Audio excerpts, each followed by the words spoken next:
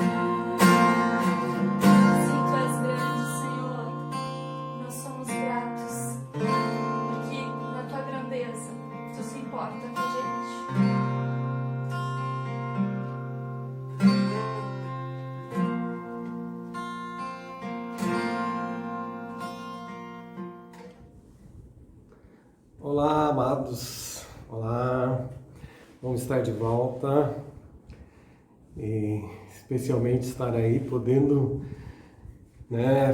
gravar mais essa reflexão aqui da Palavra de Deus. Deus nos presenteou com umas férias abençoadas e estamos de volta com saudade de todos, mas ainda não podemos abraçar, mas a vacina já chegou e esperamos que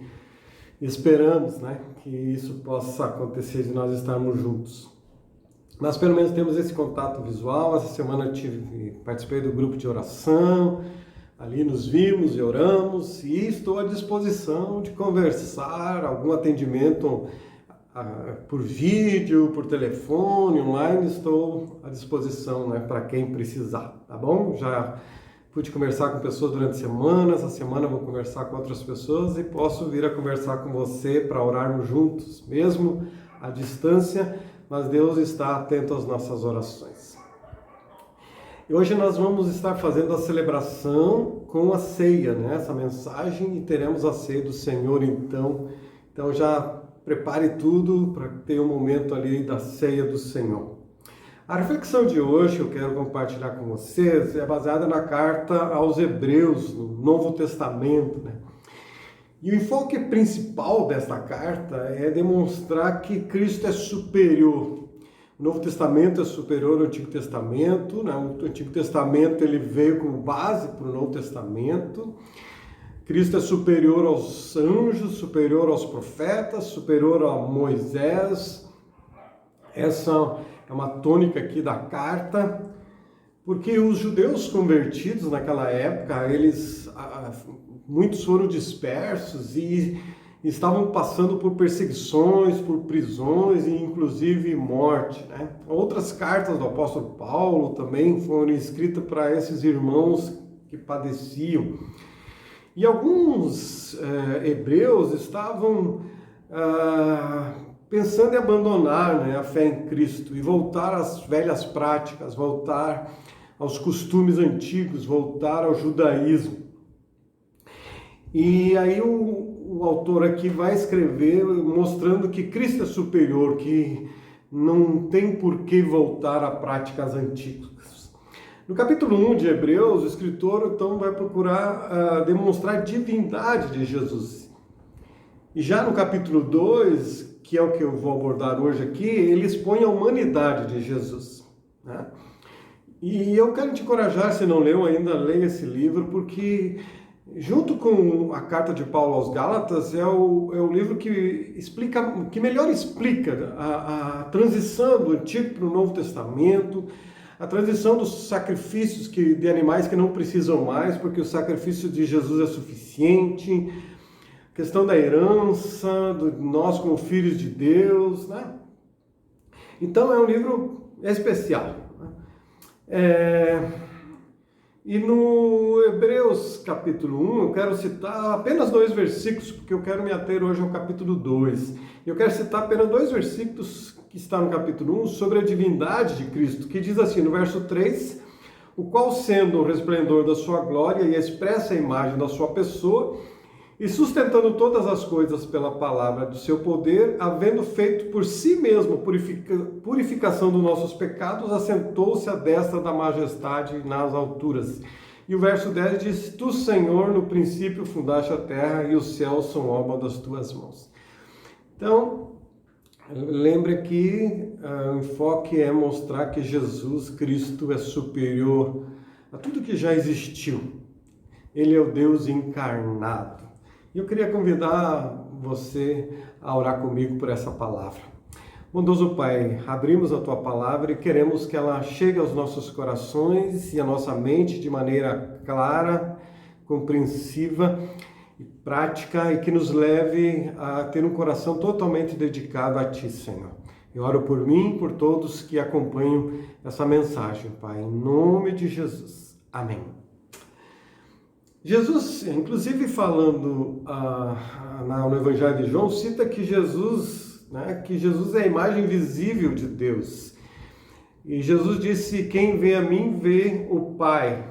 Eu sou a revelação.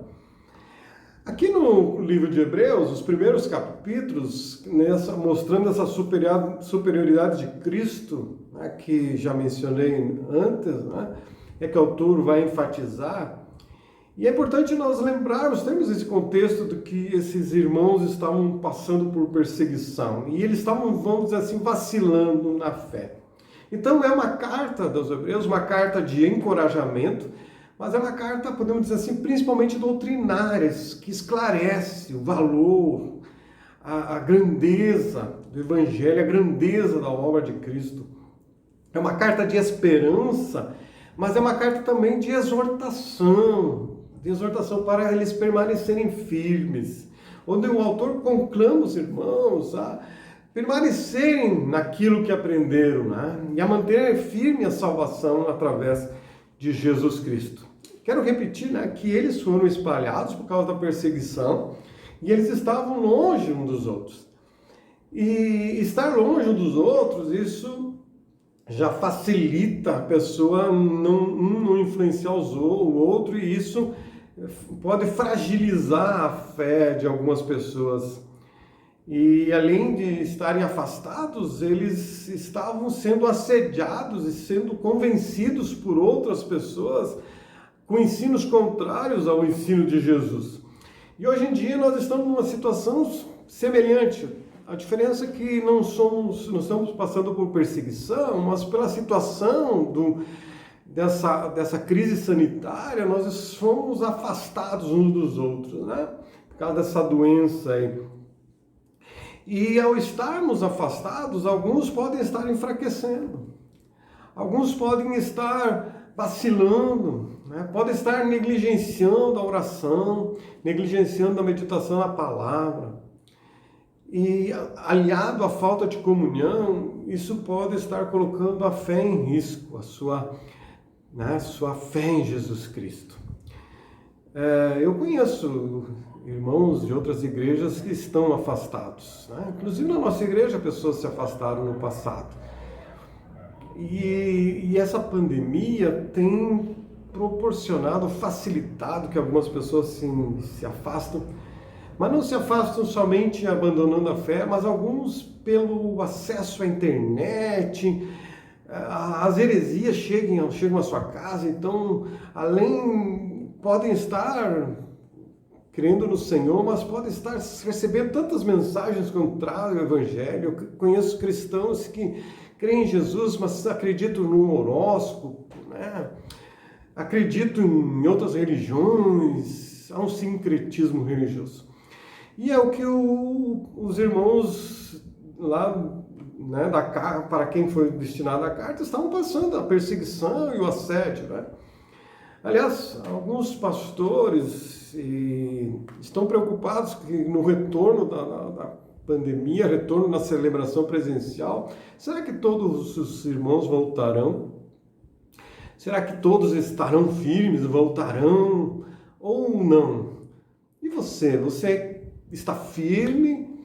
Se voltarmos à celebração presencial, você vai estar, né, ansioso, querendo participar? Ou você, não sei se eu volto. O que tem acontecido contigo? Será que o que essa carta dos Hebreus não é para você também? Com certeza, é para todos nós, né? Porque é uma palavra de Deus, uma palavra de Deus. Ainda que vivemos afastados por uma questão diferente, mas, né, semelhante aos Hebreus. E eu quero ler, o texto é um pouco longo, mas eu vou ler, tá? Hebreus 2, verso 1 ao 18, é o texto para a nossa mensagem de hoje, que diz assim, Hebreus capítulo 2, verso 1 ao 18. Por isso é preciso que prestemos maior atenção ao que temos ouvido, para que jamais nos desviemos. Porque se a mensagem transmitida por anjos provou a sua firmeza, e toda transgressão e desobediência recebeu a devida punição, como escaparemos nós se negligenciarmos tão grande salvação? Essa salvação, primeiramente anunciada pelo Senhor, foi-nos confirmada pelos que a ouviram. Deus também deu testemunho dela por meio de sinais, maravilhas, diversos milagres e dom do Espírito Santo distribuídos de acordo com a sua vontade. Não foi a anjos que ele sujeitou o mundo que há de vir, a respeito do qual estamos falando, Mas alguém em certo lugar testemunhou dizendo: que é o homem para que com ele se importes? E o filho do homem para que com ele te preocupes? Tu fizeste um pouco menor do que os anjos e o coroaste de glória e de honra. Tudo sujeitaste debaixo dos seus pés. Ao lhe sujeitar todas as coisas, nada deixou que não lhe estivesse sujeito. Agora, porém, ainda não vemos que todas as coisas lhe estejam sujeitas. Vemos, todavia, aquele que por um pouco foi feito menor do que os anjos, Jesus, coroado de honra e glória por ter sofrido a morte, para que pela graça de Deus em favor de todos experimentasse a morte. Ao levar muitos filhos à glória, convinha que Deus, por causa de quem e por meio de quem tudo existe, tornasse perfeito, mediante o sofrimento, o autor da salvação deles. Ora, tanto o que santifica quanto os que são santificados provém de um só. Por isso Jesus não se envergonha de chamá-los irmãos. Ele diz: proclamarei o teu nome a meus irmãos, na assembleia te louvarei, e também nele porei a minha confiança. Novamente ele diz: aqui estou eu com os filhos que Deus me deu. Portanto, visto que os filhos são pessoas de carne e sangue, ele também participou dessa condição humana, para que por sua morte destronasse aquele que tem o poder da morte, isto é, o diabo, e libertasse aqueles que durante toda a vida estiveram escravizados pelo poder da morte. Pois é claro que não é a anjos que ele ajuda, mas aos descendentes de Abraão. Por essa razão era necessário que ele se tornasse semelhante a seus irmãos em todos os aspectos, para se tornar sumo sacerdote misericordioso e fiel com relação a Deus e fazer propiciação pelos pecados do povo. Porque, tendo em vista o que ele mesmo sofreu quando tentado, ele é capaz de socorrer aqueles que também estão sendo tentados.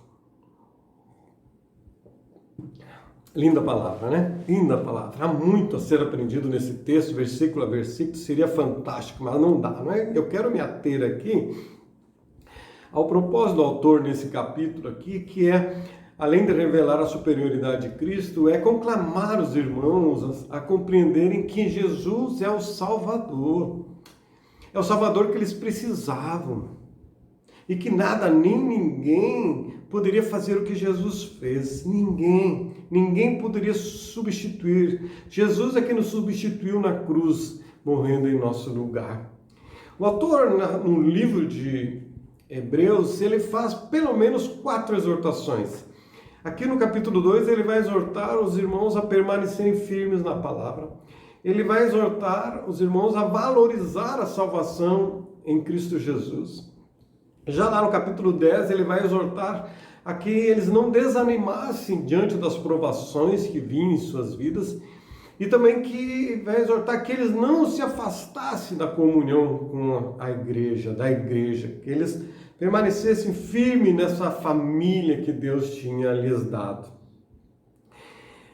Eu acredito que eu e você precisamos também ser exortados de vez em quando, né? Quem sabe é um momento que essa palavra vem nos exortar. E eu quero, porque é a palavra de Deus, né? E eu quero me ater a essas 2 exortações. Não vou ter tempo de abordar as outras 2 e talvez no devocional durante a semana, que vou reiniciar essa semana, possam ater essas outras 2. A primeira exortação que aparece aqui nesse capítulo 2 está no verso 1 e 2, que é uma exortação para que eles permanecessem na palavra, no Evangelho. Ele diz: por isso é preciso que prestemos maior atenção ao que temos ouvido, para que jamais nos desviemos. Porque se a mensagem transmitida por anjos provou a sua firmeza, toda transgressão e desobediência recebeu a devida punição. Então, da mesma forma como os irmãos do Antigo Testamento receberam a palavra do Antigo Testamento e precisaram perseverar na palavra, ainda que essa palavra veio através de anjos, dos profetas, eles precisaram perseverar. E aquilo que eles não seguiram, eles foram castigados ou tiveram consequências. Assim nós recebemos a palavra e temos que ficar firmes nessa palavra. Então essa é a primeira exortação, é um chamamento, né, a não nos desviarmos da palavra de Deus, ou estarmos mais atentos à palavra de Deus. O sentido aqui literal da palavra desobediência, que citada no versículo, é uma relutância em ouvir, em não querer ouvir, né? Ou a pessoa ouve, mas ela não dá atenção ao que a palavra do Senhor está dizendo. E isso é uma desobediência. E isso vai levar, veja, está escrevendo para a igreja, né? E vai levar os santos, nessa desobediência, a serem disciplinados por Deus. Aliás, a própria falta de cumprir a palavra, praticarmos a palavra, isso tem consequências ruins na nossa vida. E o autor aqui na carta, o argumento que ele vai usar é que a lei que foi dada a Moisés, a lei que foi dada pelos anjos, né, dada a Moisés no Sinai, e a desobediência trouxe sobre eles castigos, né? E aqui ele está fazendo um paralelo com o Antigo Testamento, no texto, nesse capítulo, onde o povo desobedeceu e pereceram no deserto. Então nós temos que estarmos firmes para não perecer na vida em que estamos vivendo. E há um escritor que vai dizer que dessa comparação com a revelação dada a Moisés e com a revelação apresentada por Jesus, é de que a primeira revelação, a lei, que veio a Moisés por meio dos anjos, e a segunda revelação, a graça, né? A lei, a graça, veio a nós por meio de Jesus. Então, se você não podia ignorar a revelação no Antigo Testamento, muito mais não podemos ignorar a revelação de Jesus, do Filho de Deus, a revelação aqui do Novo Testamento. O escritor William Barclay, ele explica que essa passagem, o autor dos Hebreus, ele procura mostrar 3 formas que a revelação é única, não existe igual, né? Primeiro, é a origem dessa revelação, que é uma revelação que vem de Jesus. O Evangelho veio do próprio Jesus, ela é única. A segunda é que a revelação é a transmissão do Evangelho, né? Que se deu através de Jesus, depois pelos apóstolos, né? Primeiro eles ouviram dos próprios lábios de Jesus e depois pelos apóstolos, e veio até nós, né, pela igreja, e chegou até nós. E porque o Evangelho é que é eficaz. Então há uma origem única, que é Jesus, é uma transmissão que vem de Jesus e dos apóstolos, e ela é eficaz porque só o Evangelho que pode salvar o pecador, só Jesus pode salvar o pecador. Então é o Evangelho é o poder de Deus. E essa palavra, aqui no capítulo 2 de Hebreus, ela é confirmada pelo próprio Deus.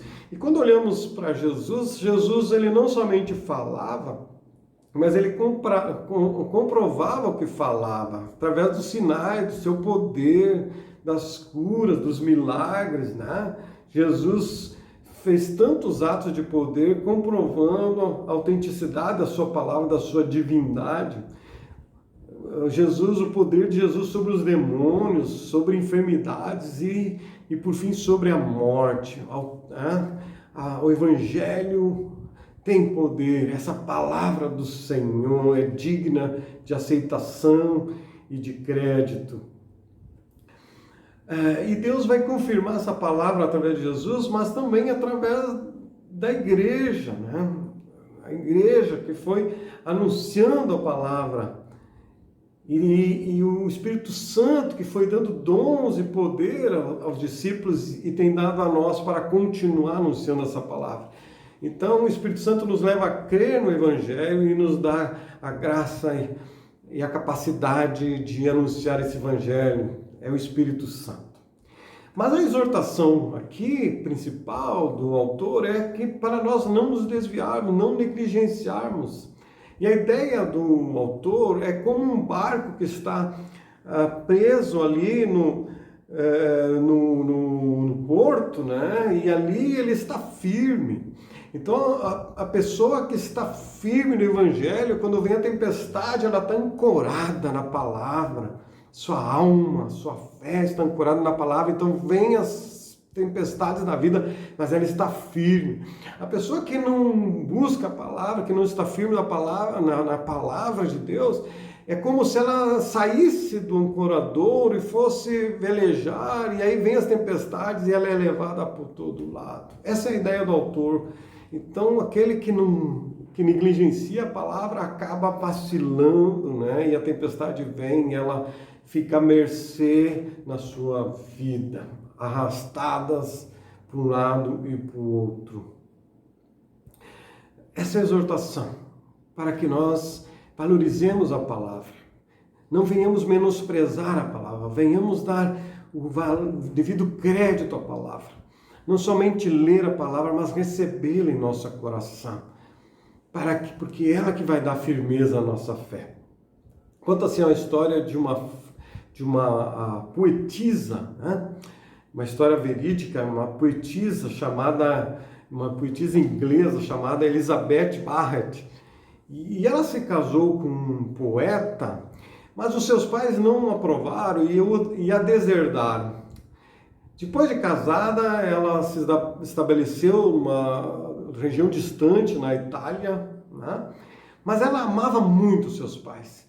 E durante mês a mês, ela escrevia várias cartas para os seus pais, e ela expressava o seu amor, a sua saudade, o seu carinho pelos seus pais, e ela escreveu várias cartas.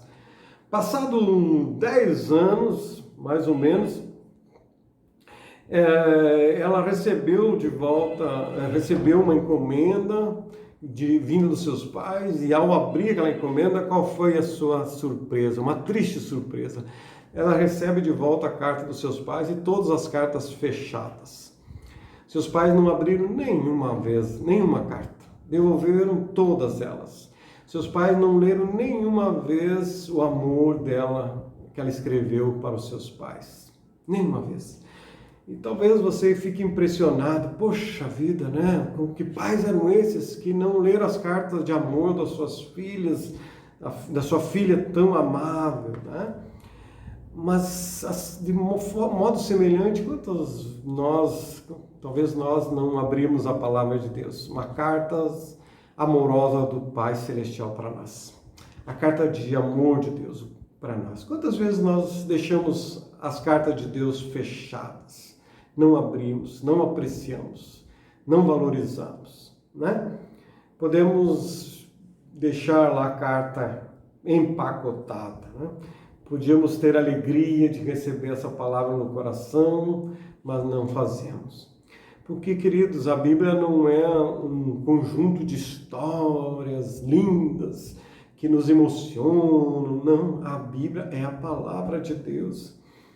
A Bíblia não é um conjunto de regras para nós acertarmos, né? E talvez chegarmos diante de Deus, eu cumpri certinho o que diz na Bíblia, buscando uma autojustificação. Não é isso. A Bíblia é muito mais do que isso. A Bíblia é um registro, né, daquilo que Deus fez por nós. As outras religiões, os escritos das outras religiões mostram o que o ser humano deve fazer para buscar a Deus. O Novo Testamento, a Bíblia, mostra o que Deus fez para vir até nós. Não é como nós podemos fazer para buscar a Deus, é como Deus fez para vir a nós. Nós nos afastamos e Deus veio ao nosso encontro. Então a Bíblia é um registro daquilo que Deus fez por nós, do amor de Deus, ela é a palavra de Deus. Se uma pessoa dá as costas, se afasta de algum sistema religioso, de qualquer outra religião, isso não tem resultado na sua vida. Mas em relação ao Evangelho não é assim. A pessoa que se afasta do Evangelho, isso tem resultado na sua vida. Porque é a palavra de Deus. É a palavra sobre o seu Filho. Não podemos virar as costas para a palavra. Não podemos dar as costas ao Evangelho. Não podemos desprezar o dono do universo, Filho de Deus, Jesus Cristo. Como é apresentado aqui, o grande sumo sacerdote, né? O Rei dos Reis. O único em que há salvação. Não podemos dar as costas. E essa exortação, voltemos para a palavra, firmeza na palavra, obediência à palavra. A segunda exortação, que está nesse capítulo 2, diz assim, no verso 3, como escaparemos nós se negligenciarmos tão grande salvação? Essa salvação, primeiramente anunciada pelo Senhor, foi-nos confirmada pelos que a ouviram. Deus também deu testemunho dela por meio de sinais, maravilhas, diversos milagres e dom do Espírito Santo distribuídos de acordo com a sua vontade. Como vamos negligenciar a salvação? Como vamos buscar a salvação através de outra coisa? Como vamos desprezar o que Deus fez tudo por nós? Como podemos menosprezar o sacrifício de Jesus na cruz? Deus se tornou um ser humano. E é uma obra que ninguém poderia fazer, os anjos não poderiam, né? E Jesus, Deus, Filho, ao ser encarnado, se tornou inferior aos anjos, porque ele vai assumir os nossos pecados. Não que ele é inferior aos anjos, né? Mas ele se coloca de uma maneira inferior, para se identificando conosco na nossa humanidade e assumindo os nossos pecados, nesse sentido. Aliás, o apóstolo Paulo, na carta aos Filipenses, diz algo semelhante, no capítulo 2, versos 5 ao 11, ele diz assim: Cristo Jesus, que sendo em forma de Deus, não teve por usurpação ser igual a Deus, mas esvaziou-se a si mesmo, tomando a forma de servo, fazendo-se semelhante aos homens, e achado na forma de homem, humilhou-se a si mesmo, sendo obediente até a morte de cruz. Por isso também Deus o exaltou soberanamente e lhe deu um nome que é sobre todo nome, para que ao nome de Jesus se dobre todo o joelho dos que estão nos céus, na terra e debaixo da terra, e toda língua confesse que Jesus Cristo é o Senhor, para a glória de Deus Pai. Deus Filho se rebaixa, né? Se torna semelhante ao ser humano. Jesus se tornou igual a nós para poder morrer por nós. Há uma pergunta no capítulo aqui que é o homem para que se importe com ele, para que Deus se importe, né? Deus se importa tanto que veio salvar. Eu li uma frase hoje que diz que o inferno é para aqueles que merecem e o céu é para aqueles que não merecem, mas que foram alcançados pela graça e que creem em Jesus Cristo. O inferno é para quem merece, para toda a humanidade. Mas o céu é para quem não merece, para aqueles que reconhecem que não merecem, aceitam essa graça, esse presente e creem em Jesus Cristo. Fomos alcançados por essa graça. Porque a salvação não é uma conquista do homem, né, mediante a obediência da lei, mas é uma oferta oferecida por Deus e foi adquirida com o sofrimento de Cristo na cruz. Infelizmente a salvação em Cristo tem sido tão banalizada, as pessoas não dão valor, e às vezes a mensagem da salvação tem sido colocada em cima do plano. O importante é o aqui e agora, as conquistas materiais. Venha para Jesus e você vai conquistar um emprego, vai conquistar um casamento feliz. Amém. Mas venha para Jesus, porque é só através dele que você é salvo. Essa é a mensagem. Porque a obra da salvação é uma obra de Deus e ela é efetuada por Deus do início ao fim. É uma obra, uma revelação, né? Uma obra de salvação, resultado do grande amor do Pai por nós e do grande sacrifício do Filho. Através do seu sangue, né, que Jesus derramou, onde nós temos a expiação dos nossos pecados, que hoje na ceia nós estamos celebrando também, né? Essa salvação precisa ser valorizada, não pode ser menosprezada. É superior, Jesus é superior a qualquer ser, qualquer coisa que existe. Ele é o Deus, Criador, sustentador do universo, e essa salvação chegou até nós, então temos que valorizar dia a dia. Essa salvação não pode ser negligenciada, não caia no perigo de negligenciar a salvação de Deus. A palavra negligência traz essa ideia de menosprezo, semelhante ao que quando Jesus conta uma parábola de que foi feito um convite, né? O rei faz uma festa e envia os convites para as pessoas virem à sua festa, as pessoas menosprezarem. Isso aí, não vou lá perder tempo, não tenho outras coisas para fazer. esse menosprezo de algo que o Rei dos Reis fez, não pode, essa é uma negligência, menosprezo. Nós não podemos negligenciar essa salvação, nós temos que diariamente celebrar essa salvação em Cristo Jesus, porque quem negligencia a salvação em Cristo continua preso, aprisionado pelo diabo, aprisionado pela cultura, aprisionado pelas filosofias, aprisionado pelo pecado.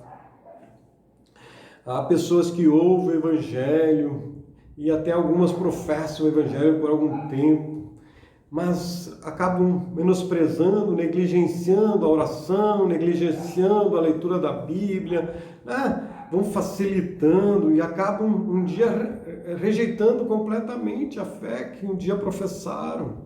Deus tenha misericórdia que eles possam retornar.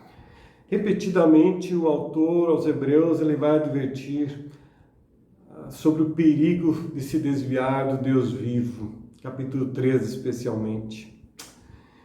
Hebreus 2 ainda expõe que Jesus é o único que nos livra do diabo e do poder da morte. É único, ninguém tem capacidade de nos livrar do diabo e do poder da morte. Só Jesus, na cruz do Calvário, a ressurreição dele nos proporcionou estarmos livres, E do medo da morte, livres não da presença do diabo, mas livres da ação do diabo, porque Deus é que nos defende. Aleluia.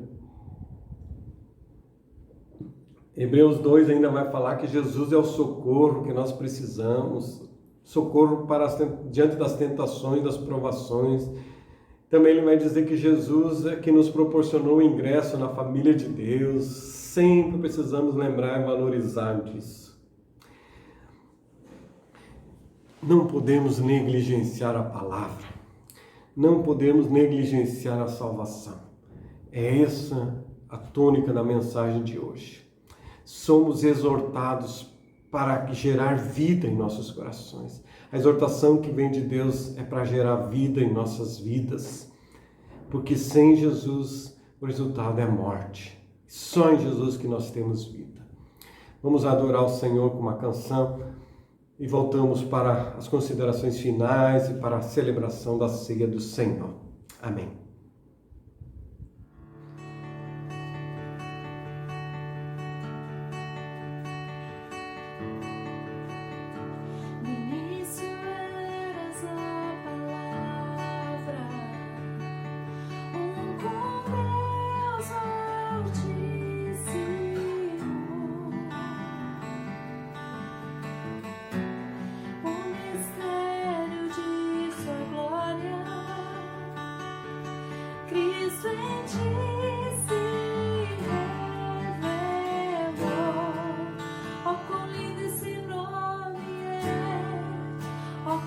Esse nome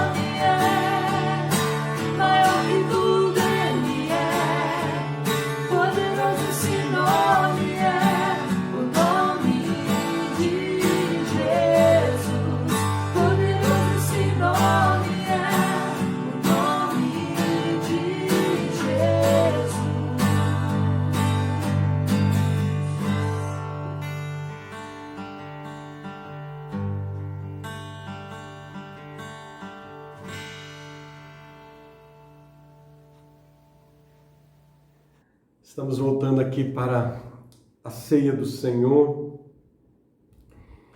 e umas últimas palavras diante desse tema tão impactante nas nossas vidas que precisamos que o Senhor muitas vezes nos exorte. E nós mesmos precisamos pegar, como alguém disse, precisamos pegar a nós mesmos pelo colarinho e vai orar, vai ler a Bíblia. Cuide da sua fé, cuide da sua vida, cuide. As considerações finais aqui que eu quero mencionar é que Jesus é superior aos anjos. A mensagem que os anjos levaram ao Monte Sinai foi transmitida pelos anjos, mas Jesus desceu do céu e transmitiu. Ele viveu a palavra no meio de nós. Ele ao mesmo tempo era o mensageiro e era a mensagem. Ao mesmo tempo ele foi e é o sacerdote e o sacrifício. O escritor Stuart Olliott escreveu que essa é uma tremenda passagem. Ele disse que essa passagem mostra que o Senhor Jesus Cristo tornou-se filho do homem para que pudéssemos ser filhos de Deus. Que ele veio à terra para que pudéssemos ir ao céu. Que ele carregou os nossos pecados para que pudéssemos ser participantes de sua justiça. Que ele tomou a nossa natureza humana para que pudéssemos ter a sua natureza divina eterna. Que ele tornou-se um homem a fim de restaurar-nos o que havíamos perdido na queda com Adão. Jesus veio para nos transformar de pecadores em filhos de Deus.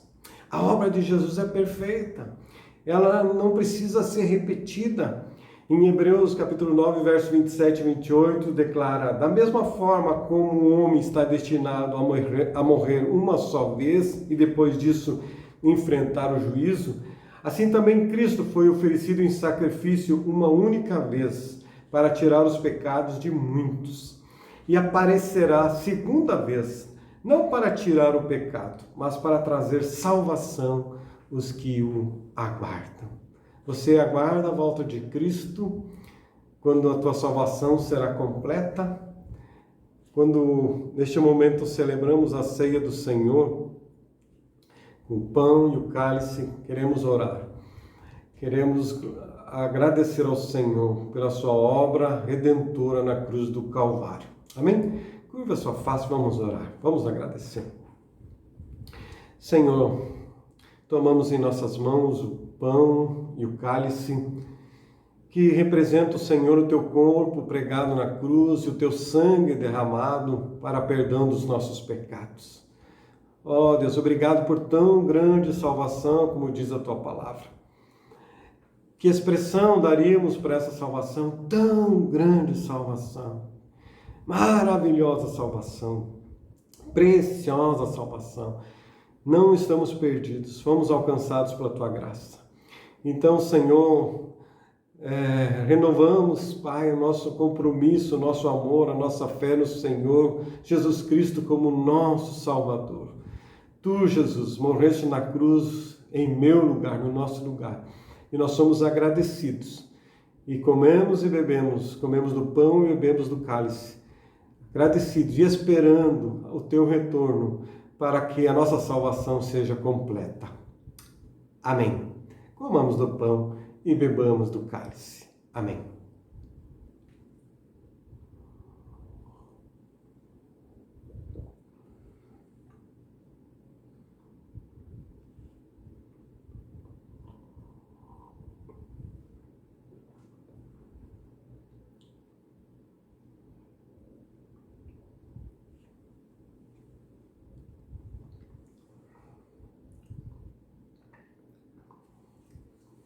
Amém.